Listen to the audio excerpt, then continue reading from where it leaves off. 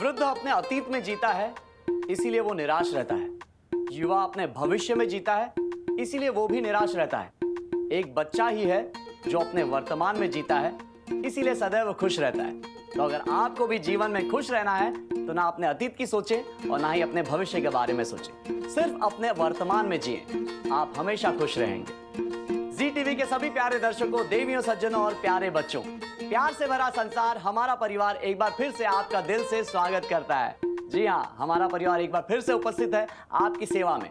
हमारी आज की इस कड़ी में होगी कुछ खट्टी मीठी बातें और ढेर सारी प्यारी प्यारी नोक-झोंक। तो चलिए शुरू करते हैं आज की इस कड़ी को हमारा परिवार के साथ।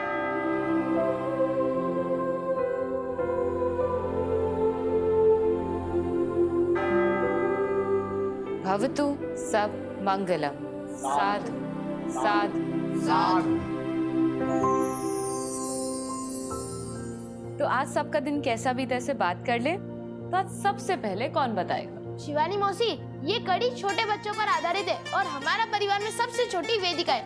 तो वेदिका, तुमसे ही शुरू करते हैं। क्यों छोटी अम्मा, बताओ तुम्हारा दिन कैसा था? हम छोटी अम्मा नहीं है वीरू भैया, हम वेदिका है, वेदिका, और वेदिका है रहेंगे। और इसके बाद कोई भी हमें छोटी अम्मा नहीं कहेगा। ना आप, ना आप, ना आप, ना आप, ना आप। पर तुम्हारे चैनल का नाम तो छोटी अम्मा के बड़े नुस्खे, तो फिर हम वो चैनल बंद कर रहे हैं वीरू भैया, और कोई भी हमें छोटी अम्मा नहीं कहेगा। हम जा रहे हैं। अरे वेदु? क्या हो रहा है? अरे यार वीरू, अरे तुम वेदिका को काहे परेशान करते रहते हो हमेशा? पर हमने उसे कब परेशान किया पापा? ये देखो, अरे अभी तुम सबके सामने उसको परेशान किए और बोल रहे हो कि हम परेशान नहीं किए। झूठ बोलना भी शुरू कर दिया क्या वेदु? इनका भी तो मुंह बंद नहीं रहता ना। पापा, चाचू, हमने झूठ नहीं कहा है। हमने जो भी कहा है शिवानी मौसी के कहने पर कहा है। दीदी, वीरू ने जो भी कहा है वो मेरे कहने पे कहा है। मैं बहुत दिनों से नोटिस कर रही थी, वेदिका बात बात पे रोने लगती है, बात बात पे चिढ़ जाती है। उसकी परेशानी मुझसे देखी नहीं जा रही थी। उसकी परेशानी के कारण को जानने के लिए आज मैंने उसका चैनल खोला। सभी कमेंट्स पे वेदिका की तारीफ की गई है, पर छोटी अम्मा को लेकर उसका मजाक भी उड़ाया गया है। कुछ लोगों ने तो यहाँ तक लिखा है कि तुम्हारे मम्मी पापा ने चैनल से पैसे कमाने के लिए छोटी सी बच्ची को छोटी अम्मा बना दिया। कमेंट करने वाले कई लोगों से तो वेदिका की बहस भी हो गई है। इससे मुझे लगा कि छोटी अम्मा को लेकर ना वेदिका परेशान है। वीरू, बेटा सुनना। जी शिवानी मौसी, आपने हमें बुलाया? वीरू, मैं काफी दिनों से नोटिस कर रही हूँ कि वेदिका छोटी छोटी बातों में रोने लग रही है, चिड़चिड़ाने लग रही है। समझ नहीं आ रहा कि वो ऐसा कर क्यों रही है। ये सब देख के तुम्हें कैसा लगता है? पूछो ही मत शिवानी मौसी, बहुत बुरा लगता है। अगर हम उसे थोड़ा सा भी चिढ़ा देते ना, वो काटने के लिए दौड़ती है। पता नहीं उसे क्या हो गया। पहले हमने उसका व्यवहार ऐसा कभी नहीं देखा था। बेटा, क्या तुम चाहते हो कि वेदिका पहले जैसी हो जाए? बिल्कुल चाहते शिवानी मौसी। तो क्या फिर तुम मेरी एक हेल्प करोगे? हेल्प? आप हुक्म करिए शिवानी मौसी। आप हमारी सबसे प्यारी मौसी हो और आप बहुत सारी कहानी भी सुनाती हो। तो बताइए करना क्या है? सुनो,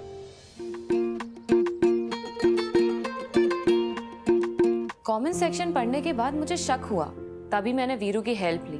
और अभी जो भी हुआ इससे तो मुझे विश्वास हो गया कि वेदिका को छोटी अम्मा संबोधन से परेशानी है। लेकिन इससे पहले वो कभी भी छोटी अम्मा बुलाने से नहीं चिढ़ती थी। नहीं अभय, वेदिका हमेशा से कहती है कि हम वेदिका थे, वेदिका हैं और वेदिका रहेंगे। बिल्कुल सही। ऐसा कहते हुए मैंने भी उसे कई बार सुना है। तो फिर अचानक से क्या हो गया? देखिए जीजू, आखिर में वेदिका बच्ची ही है। और जब कमेंट सेक्शन में उसके माता पिता के ऊपर आरोप लगा तो वो बर्दाश्त नहीं कर पाई। और अगर बाल मनोवैज्ञानिकों की माने तो बच्चों की जो सोच का दायरा होता है वो इतना विकसित नहीं होता है जितना कि बड़ों का होता है। उनकी जो दुनिया होती है उनके माता पिता, भाई बहन और परिजनों तक ही सीमित रहती है। और जब कभी भी वे उनके बारे में कुछ भी बुरा सुनते हैं वो परेशान हो जाते हैं। और अगर बाल मनोविज्ञान की माने तो बहुत सारे प्रयोगों के बाद उन्होंने ये सिद्ध किया है कि अगर बच्चे बात बात पे परेशान होते हैं, रोने लगते हैं, तो इसके पीछे कोई कारण है और वो किसी चीज से परेशान है। माता पिता को इस कारण का पता लगाना चाहिए। पर कारणों का पता लगाने पर से क्या हो जाएगा शिवानी? देखिए जीजू, अगर आज माता पिता बच्चों की परेशानी का पता लगाएंगे तो कल उन पे उपचार भी तो कर पाएंगे। अरे तो फिर तुम वेदिका का उपचार काहे नहीं कर रही? जीजू, अभी सही समय नहीं है। अभी वो इस चीज के बारे में बहुत सोच रही होगी, गुस्से में भी होगी। जब रात में उसका गुस्सा ठंडा हो जाएगा तब मैं कोशिश करूंगी उससे बात करने की। तो चलिए समय व्यर्थ नहीं करते हैं, प्रथम जी आप मेरे साथ चलिए, हम जी टीवी के दर्शकों के मेल और मैसेजेस पढ़ लेते हैं। जी आपका हुक्म सर आंखों पर। चलिए शिवानी, चलिए, लेट नहीं करते। तो वेदी को नाराज हो गई है ना, समझाना तुमसे समझ जाएगी। आप पढ़ेंगे आज मेल में। शिवानी जी, तो वो पल आ चुका है जिस पल का इंतजार हमारे दर्शकों को बेसब्री से रहता है। हमारे दर्शकों द्वारा भेजे गए ईमेल और मैसेज पढ़ने का सिलसिला आप शुरू करते हैं। तो जी टीवी के सभी दर्शकों को हमारा परिवार की ओर से प्यार भरा नमस्कार। नमस्कार। तो प्रथम जी, हाँ जी। चलिए देखते हैं आज का सबसे पहला मैसेज हमें किसने भेजा है। चलिए। तो आज का सबसे पहला मैसेज हमें भेजा है उत्तर प्रदेश से श्रीमती पुष्पा देवी जी ने। पुष्पा जी लिखती हैं, हमें आपका हमारा परिवार और उसमें दिखाई जाने वाली अच्छी अच्छी कहानियाँ बहुत पसंद है। साथ ही जी टीवी का शो वसुधा मुझे बहुत अच्छा लग रहा है। ये दोनों शो मैं हर रोज देखती हूँ। अब तक एक भी एपिसोड मिस नहीं किया है। पुष्पा जी, ये जानकर हमें बेहद खुशी हुई कि आपको हमारा परिवार और वसुधा बहुत पसंद आ रहा है। आप इसी तरह जी टीवी के अन्य शोज भी देखिए, आपको जरूर पसंद आएंगे। बहुत बहुत धन्यवाद। धन्यवाद। तो चलिए देखते हैं अगला मैसेज हमें किसने भेजा है। अगला मैसेज हमें भेजा है पुणे महाराष्ट्र से श्रीमती भवानी सिंह जी ने। भवानी जी ने शो जमाई नंबर 1 के लिए लिखा है, शुरू में शो हमें इतना खास नहीं लगा, लेकिन अब अच्छा होता जा रहा है। कॉमेडी बहुत अच्छी और पारिवारिक होती जा रही है। भवानी जी, देखिए होता क्या है कि हर शो की शुरुआत में ना कहानी का आरंभ और पात्रों के परिचय वगैरह होते हैं, और उसके बाद धीरे धीरे कहानी अपने मुख्य नैरेटिव तक पहुंचती है और तभी शो देखने में मजा आता है। और वही हो रहा है जमाई नंबर 1 के साथ भी। हमें इस बात की खुशी है कि अभी जमाई नंबर 1 आपको बहुत अच्छा लग रहा है देखने में। आप बाकी शोज भी देखते रहिए, आपको मजा आएगा। बहुत बहुत धन्यवाद। बहुत बहुत धन्यवाद भवानी जी। तो चलिए प्रथम जी, आज का आखिरी मैसेज पढ़ लेते हैं। चलिए। आज का आखिरी मैसेज हमें भेजा है उड़ीसा से अनन्या पांडा जी ने। अनन्या जी नमस्कार। नमस्कार। मुझे लगा अनन्या पांडे जी हैं। आपने लिखा है, जी टीवी के शो वसुधा में वसुधा का रोल हमें बहुत अच्छा लग रहा है। वसुधा का स्वभाव भी बहुत अच्छा है। अनन्या जी, आपको जी टीवी का शो वसुधा बेहद पसंद आ रहा है, ये जानकर हमें बहुत खुशी हुई। आप इसी तरह जी टीवी के अन्य शोज भी देखिए, आपको जरूर पसंद आएंगे। बहुत बहुत धन्यवाद। धन्यवाद। तो चलिए अब हो गया है वक्त आपके द्वारा भेजे गए ईमेल और मैसेजेस पढ़ने से विराम लेने का। पर आप मत लीजिएगा विराम, हमें मेल और मैसेज भेजने के सिलसिले से। आपको जी टीवी पर प्रसारित होने वाले आज सभी शोज की फटाफट से जानकारी दे देते हैं। तो सबसे पहले देखिए शाम 7 बजे बस इतना सा ख्वाब। आइए देखते हैं शो की कुछ झलकियां। समस्या क्या है तुम्हारी? समझाया था ना तुम्हें अच्छे से कि मूर्ति को सिर्फ पति पत्नी का जोड़ा ही अंदर ला सकता है। अगर तमन्ना आके मूर्ति नहीं संभालती तो कल आप किस मूर्ति की पूजा करती? आपकी बहू अब कुछ भी संभालने लायक नहीं है। सबके सामने आपने हमारा अपमान किया है, इसलिए चल के सबके सामने माफी मांगिए हमसे। उसके बाद शाम 7:30 बजे देखिए जी टीवी का शो कैसे मुझे तुम मिल गए। तो आइए देखते हैं कैसे मुझे तुम मिल गए की कुछ झलकियां। ये लिफ्ट ऊपर जा रही है, मुझे नीचे जाना है। मेरी गर्लफ्रेंड वहां है, अपनी ये गेम्स खेलना बंद करो। गेम नहीं है, मेरी जिंदगी है विराट सर। विराट नहीं हूँ मैं नहीं मानने वाली। मेरा दिल कहता है आपने मेरे विराट से आप लोग। फिर देखिए रात 8 बजे भाग्य लक्ष्मी। आइए देखते हैं शो की कुछ झलकियां। तुम्हारे सपोर्ट की वजह से वो शालू इस घर में आ सकती है। तुझे मेरी सर की कसम, तो आयुष से प्यार करती है। अगर शालू ने आयुष का प्रपोजल एक्सेप्ट कर लिया तो क्या आप शालू और आयुष की शादी करवा देंगी? उसके बाद मिलिए रात 8:30 बजे हमारी प्यारी सी जागृति से। शो जागृति एक नई सुबह में। तो आइए देखते हैं इस शो की कुछ प्यारी सी झलकियां। मौसी, आप जानती हैं उसे डैड का बिजनेस, पावर, पैसा, पोजीशन, ये सब इसलिए चाहिए ताकि मैं अपनी जक्कू का सपना पूरा कर पाऊं। सूरज के पापा मिनिस्टर हैं। कालिकांत ठाकुर, तू जानती है क्या उसके पापा को? फिर देखिए रात 9 बजे कुमकुम भाग्य। आइए देखते हैं शो की कुछ झलकियां। अब तो ये बंदा तुम्हारे लिए जान भी दे सकता है। बोलो क्या करना है? किसने तुम्हें पैसे दिए थे मुझ पर वो झूठा इल्जाम लगाने के लिए? मोनिशा ने पैसे दिए थे मुझे।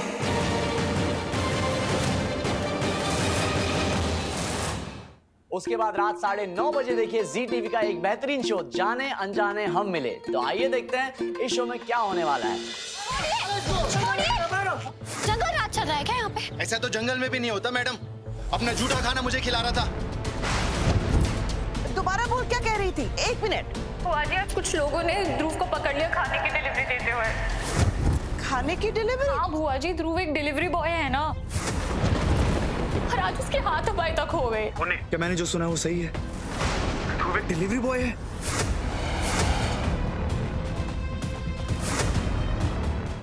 और फिर मिलिए रात 10 बजे हमारी प्यारी वसु से शो वसुधा में। आइए देखते हैं शो की कुछ झलकियाँ। भाभी साहब कमाल है ना, आप जो भाईसा के लिए कर रहे हो वही वसुधा हमारे राजा बेटा देव के लिए भी कर रही है। आपको यकीन ना हो रहा है तो खुद चलकर देख लीजिए। वसुधा क्या कर रही हो? अभी के अभी निकलो यहाँ से और दोबारा इस कमरे में मत आना। उसके बाद रात 10:30 बजे देखिए जी टीवी का एक धमाकेदार शो जमाई नंबर 1। तो आइए देखते हैं इस शो की कुछ धमाकेदार झलकियाँ। समझ गए ना क्या करना है? फोटो भेजो, काम हो जाएगा। भेज रहा हूँ।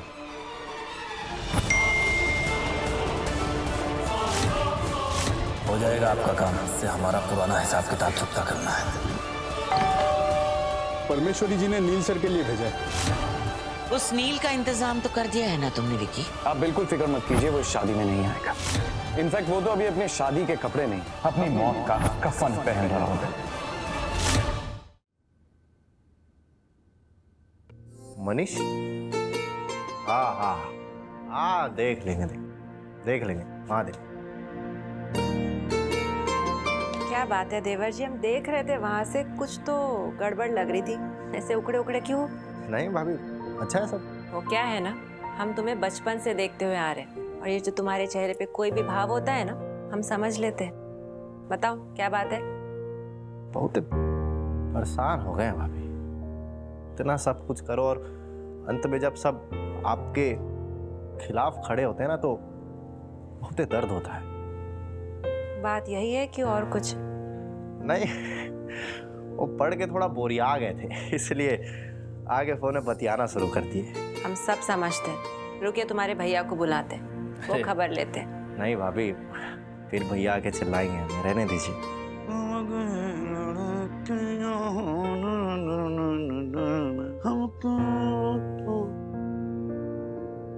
नेता मुंह क्या लटका हुआ है इसका? कुछ हुआ का इसको? अभी हम पूछ पूछ के थक गए विजय जी, आप ही पूछिए। ऐसे आप कुछ बोले हैं क्या इसे? हम काहे के लिए बोलेंगे भाई? क्या हुआ देवर जी? नेता क्या हुआ? ठीक है ऐसा नहीं है, कोनो टेंशन नहीं है भैया। अरे महाराज, आपके देवर का तेवर पता नहीं कब क्या हो जाता है, कुछ समझ में नहीं आता है। जाते हैं ना ऊपर, बैठते हैं आप लोग, करिए बात। हम ऐसे थोड़ी ना जाने देंगे आपको देवर जी। आइए आइए, चलिए इधर बैठते, साथ में बैठते, आइए। अरे आइए महाराज, ऊपर जा रहे हैं बैठने, तो ये करना। आइए। हम आपको ऐसे उदास रहने देंगे क्या? बैठिए। इतनी सीता जैसी भाभी हैं और तुम उदास रहोगे? क्या हुआ? अरे बाबू, जब तक तुम नहीं बताओगे कैसे पता चलेगा हम लोगों को? अरे क्या बताएं भैया, हाँ? अरे हमें तो समझ में नहीं आ रहा है कि हम लोगों के लिए करें तो करें का, मतलब का ही कर लें भाई जिससे खुश हो। अरे रात दिन एक कर दिया उनके लिए, यूनिवर्सिटी जा जाके जो बोलते हैं वो एक फोन कॉल में करवाते, कब तक करेंगे भैया? 1 मिनट, क्या बोले तुम? बहुत कुछ किए, क्या किए हो अभी तक? अरे पुस्तकालय का शिलान्यास कराए हैं, शौचालय बनाए हैं, पानी टंकी बनवाए हैं, उसमें पानी की सुविधा व्यवस्था करवाए हैं। हाँ, कोनो समझता ही नहीं है हमारी बातचीत। हम नहीं समझा पाएंगे। अगर आपको लगता है कि क्या कर रहे हो? देखो दीदी आ गई। हम ना आपकी पेंटिंग बनाने वाले हैं, तो क्या आप आ सकते हैं हमारे बेडरूम में? बेटा चाचू परेशान है। हम तो सोच रहे हैं ना भैया कि अब राजनीति छोड़ ही दे और बैठ जाए घर। अरे कुछ छोटा मोटा धंधा कर लेंगे भाई, अब इन सब चीजों में नहीं पड़ना है हमें। हो गया, बहुते कर लिया सबके लिए, अब नहीं होता है हमसे। अब भाभी अब छोड़ेंगे, अब हो गया जो करना था। अरे गीता में भी लिखा है बाबू कि कर्म करो, फल की चिंता ना करो। अब तुमको क्या लगता है कि आज कर्म किया और कल उसका फल मिल जाए? अरे भैया कर तो रहे हैं, कर्म संघर्ष भी तो कर रहे हैं, लेकिन कब तक करें भाई? सबके लिए गर्मा गर्म चाय और वेदू का फेवरेट नमकीन। मेरे नए नुक्कड़ नाटक के बारे में सुना कि नहीं आप लोगों ने? अरे आपके नुक्कड़ के नाटक के बारे में तो सुना ही है। घर में नया नाटक शुरू हो गया है। क्या बात कर रहे हो? घर पे कौन कर रहा है? नेताजी नुक्कड़ नाटक कर रहे हैं क्या? अरे वाह, नेता से सीधा अभिनेता। अरे मैंडी परेशान है अभय। तो परेशान? अभय क्या हो गया तुमको? हमारे नेताजी राजनीति छोड़ना चाहते हैं। हाँ, इनका कहना है कि हमने भैया अपने यूनिवर्सिटी में बहुत कुछ कराया, पुस्तकालय खुलवा दिए, लाइब्रेरी ठीक ठाक करवा दिए, पार्क साफ करवा दीजिए, पानी टंकी हमने सब कुछ ठीक ठाक करवा दिया, फिर भी लोग जो है हमारा विरोध करते हैं। अरे तो क्या हुआ महाराज, ये सब तो होते रहता है, ये तो शुरू से ये सब चलता रहा है। इसका मतलब क्या कि हम राजनीति छोड़ देंगे किसी और के चक्कर में? अरे नेताजी, तुम हमको समझाते हो और खुद नाराज बैठे हो। अरे ये तो छोटी सी बात है, ये तो चलता ही रहता है। और मुझे देख लो, मैं भी तो कितने सालों से स्ट्रगल कर रहा हूँ ना। और लोग तो कहते हैं आप इतना क्यों अफेक्ट हो रहे हैं इन चीजों से? बेबी रानी, हमें लगता है कि चाचू को एक कहानी सुनानी चाहिए। क्या कहती हो? हाँ चाचू, आप सुनोगे ना कहानी?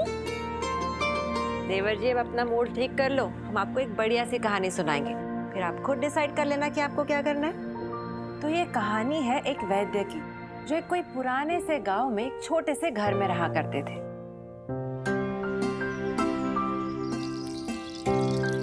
आगे वाले कमरे को उन्होंने दवाखाना बना रखा था।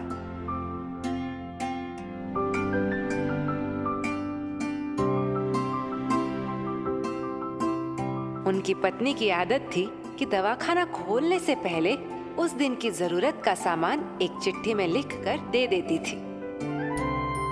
तो वैद्य जी पहले गद्दी पर बैठकर भगवान का नाम लेते, फिर वह चिट्ठी खोलकर पढ़ते। पत्नी ने जो जरूरतें लिखी होती उनके भाव लगाकर हिसाब करते।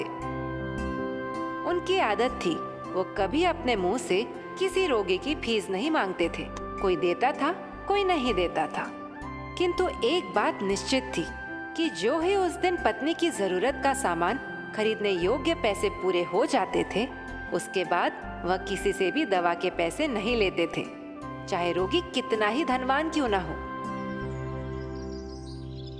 एक दिन वैद्य जी ने दवाखाना खोला। गद्दी पर बैठकर परमात्मा का स्मरण करके पैसे का हिसाब लगाने के लिए पत्नी की चिट्ठी खोली तो वे चौंक गए। आटे, दाल, चावल आदि सामान के बाद पत्नी ने लिखा था, बेटी का विवाह 21 तारीख को है, उसके दहेज का सामान।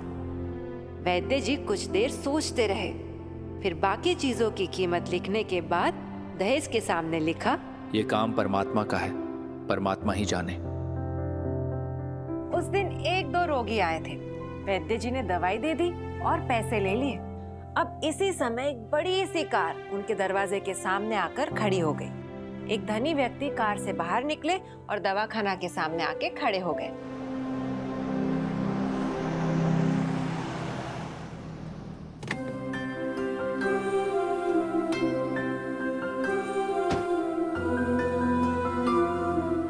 उस धनी व्यक्ति ने कहा, वैद्य जी, आपने मुझे पहचाना नहीं। मेरा नाम कृष्णलाल है। मैं आज से 15 साल पहले यहाँ आया था। उस समय मैं बहुत परेशान था।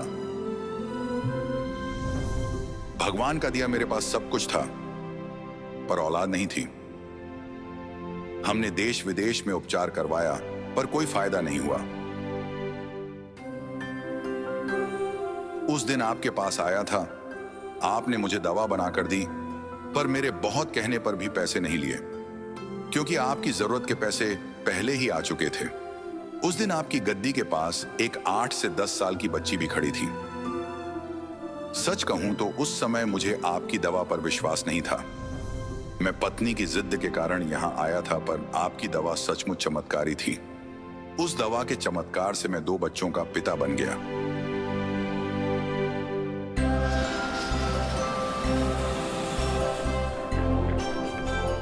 कारोबार के सिलसिले में विदेश चला गया, पर हमेशा आपको याद करता रहा। सारी बात सुनकर वैद्य जी ने पूछा, आज इतने साल बाद आने की वजह? परिवार में सब कुशल मंगल तो है? उस धनी व्यक्ति ने कहा, आपके आशीर्वाद से सब कुशल मंगल है।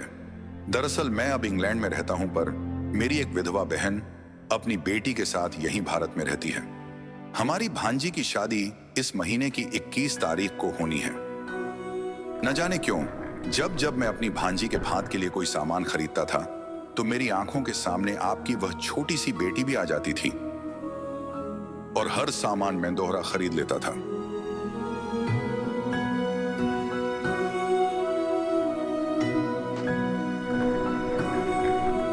मैं आपके विचारों को जानता था कि संभवतः आप मेरा लाया सामान न लें, किंतु मुझे लगता था कि मेरी अपनी सगी भांजी के साथ जो चेहरा मुझे बार बार दिख रहा है, वह भी मेरी भांजी जैसी ही है। मुझे लगता था कि ईश्वर ने इस भांजी के विवाह में भी मुझे भात भरने की जिम्मेदारी दी है। वैद्य जी की आंखें आश्चर्य से खुली रह गई। उन्होंने बहुत धीमी आवाज में कहा, कृष्णलाल जी, मुझे ईश्वर की माया समझ में नहीं आ रही है। आप मेरी श्रीमती के हाथ की लिखी हुई यह आज की चिट्ठी देखिए। और वैद्य जी ने चिट्ठी खोलकर कृष्णलाल जी को पकड़ा दी। वहां उपस्थित सभी लोग यह देखकर हैरान रह गए कि पत्नी ने लिखा था दहेज का सामान, और उसके सामने वैद्य जी ने लिख दिया था, यह काम परमात्मा का है, परमात्मा जाने। कांपती सी आवाज में वैद्य जी बोले, कृष्णलाल जी, विश्वास कीजिए कि आज तक कभी ऐसा नहीं हुआ कि पत्नी ने चिट्ठी पर आवश्यकता लिखी हो और भगवान ने उसी दिन उसकी व्यवस्था न कर दी हो। आपकी बातें सुनकर तो लगता है कि भगवान को पता होता है कि किस दिन मेरी श्रीमती जी क्या लिखने वाली है, अन्यथा परमात्मा ने आपसे इतने दिन पहले ही सामान खरीदवाना आरंभ न करवा दिया होता। वाह भगवान वाह, तू महान है, तू दयावान है। मैं हैरान हूं कि तू कैसे अपनों पर अपनी कृपा करता है। जो तेरी सच्ची भक्ति करते हैं उन्हें तू कभी निराश नहीं करता। तेरी जय हो भगवान, तेरी जय हो।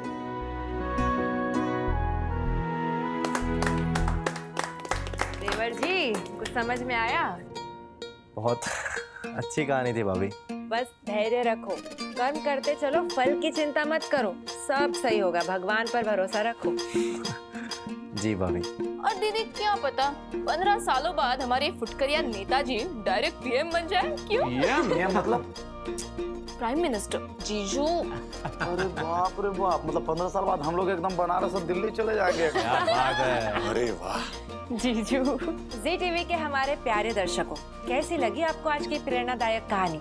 ऐसी ही प्रेरणादायक कहानियों को जानने के लिए देखते रहिए हमारा परिवार और जुड़े रहिए जी टीवी के साथ। और जी टीवी के सभी शो से संबंधित सराहना, सुझाव या शिकायतें लिख भेजिए हमारा परिवार के व्हाट्सएप या मेल आईडी पर। हम कुछ अपनी कहेंगे, ज्यादा आपकी सुनेंगे, क्योंकि प्यार से भरा संसार दिखाएगा हमारा परिवार।